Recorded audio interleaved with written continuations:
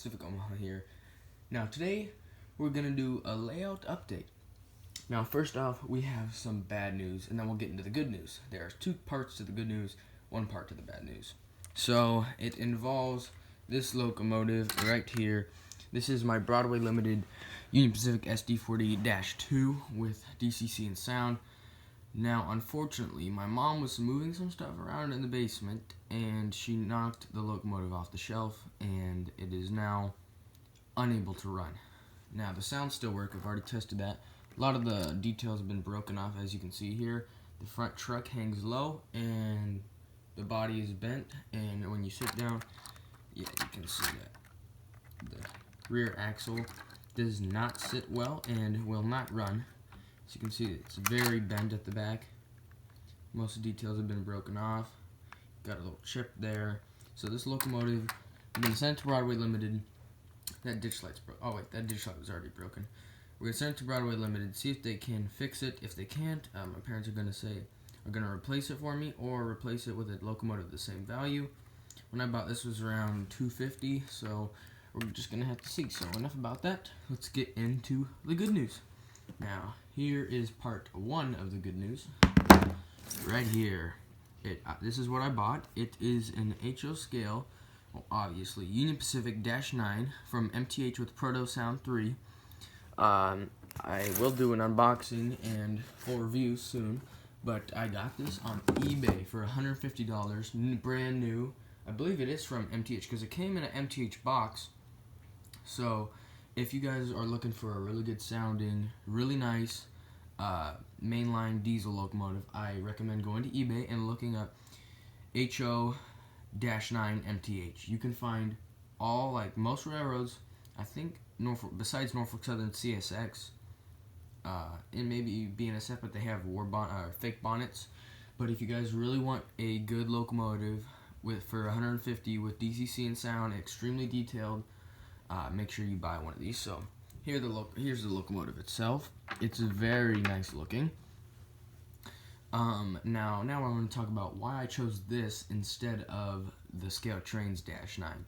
Now, I chose it for a few reasons. First of all was cost, because I didn't want to pay $250 or $60 and then have to wait for the locomotive to get here from Scale Trains in case I had to pre-order if they were sold out, which I don't know. I don't think they are right now on UP versions. So that's the main reason, is cost. Second is I feel the MTH version sounds are just as good, if not better, than the Scale Trains one. Now, don't get me wrong, the ESU loc sound is still really good, especially on those -9s. It's very realistic.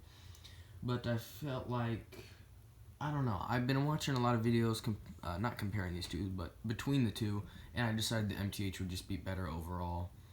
So that was my initial plan, and I really do like this locomotive. It's really good looking. It has great detail, great sounds. So now we're going to get into part two of the good news. So we'll be back. Alright guys, here's part two of the good news. Sorry about that noise.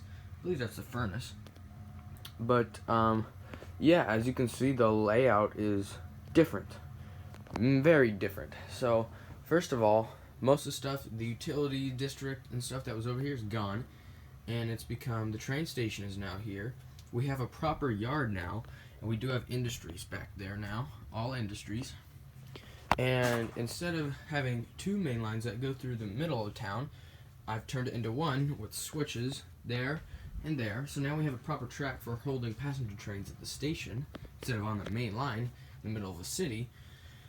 So also with that, the buildings have been moved around. As you can see, it splits back into main line there. It goes for all the layout around there. So here we have the buildings. So we have my Kentucky Fried Chicken, City Hall, whatever this is, apartments, hotel apartment thing, police station, and memorial. Oh, there's the lake. So nothing, the farm and, excuse me, had a cookie. Not good. Over here, nothing over here has changed. But, yeah, over here, there's been a lot of change. I've got roads going through now. We have more buildings here. We have this office building, this post office, which we have a little track going back here to switch out industries from this industry, and this track's been there for a long time. Going there, and then we have some office buildings and stuff. Then we have a little industry there, and hospital here, another industry, and then we have an actual yard now, which I'm really happy about, and my camera focus. And then we have, this will be the fueling track soon. So I'm excited to do some operating sessions, but I need to get the track going, or not the track going, the power working properly, because track 1, or the main line is fine, but I've been, there we go, all fixed. So I've been trying to get trains to go at like normal speed into the siding and around.